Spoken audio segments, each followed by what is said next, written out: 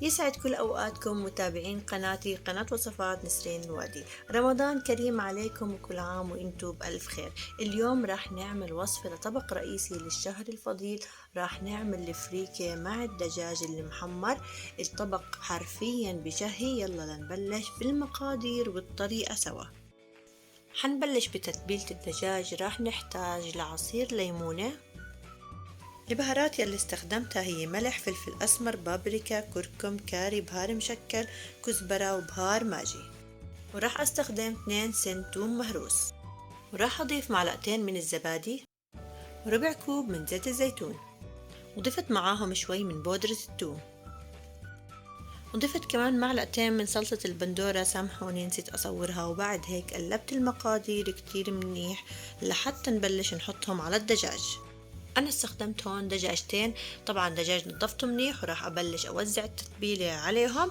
وراح نحطهم من فوق ومن تحت ومن جوا الدجاجة لحتى تاخد النكهة صح. ويفضل إنه هاي التتبيلة أقل شي تترك فيها، نتركها لمدة 4 ساعات، وأنا دايما بفضل من قبل بيوم. وانا ضفت للتتبيله كمان قبل ما اضيفهم للدجاج شويه من الاوريجانو. بصراحه الاوريجانو بيعطيه نكهه جدا رائعه، وكمان حتى ريحه إلها جدا ذكيه. وغطيتهم ودخلتهم الثلاجة لحتى أتركهم لتاني يوم.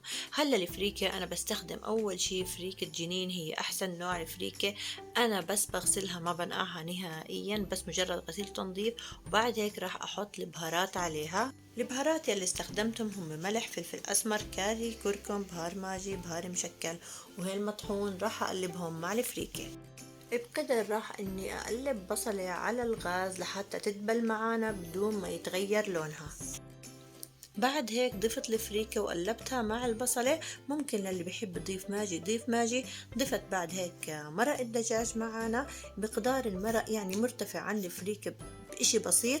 ضفت كمان قرن فلفل، ولما غليت معانا وطينا النار عليها. طبعا أخدت بس استوى نص استوى جزء منه للدجاج. حشيت فيه الدجاج وربطت الإجرين تبعونهم بخيطان، وثبتت الأجنحة بأعواد خشبية. ودخلتهم بالكيس الحراري وعلى الفرن لحتى استووا معنا. تقريبا أخدوا ساعة. شوفولي على هالمنظر، ما شاء الله تبارك الرحمن. بصراحة طعمتها جدا شهية، وإضافة الأوريجانو للدجاج أعطاها نكهة جدا غنية. جربوها، وإذا عجبتكم الوصفة لا تنسوني من صالح دعائكم. بتمنى تشتركوا في القناة ولايك للفيديو، وشكرا لكم ولحسن متابعتكم. تقبل الله طاعتكم.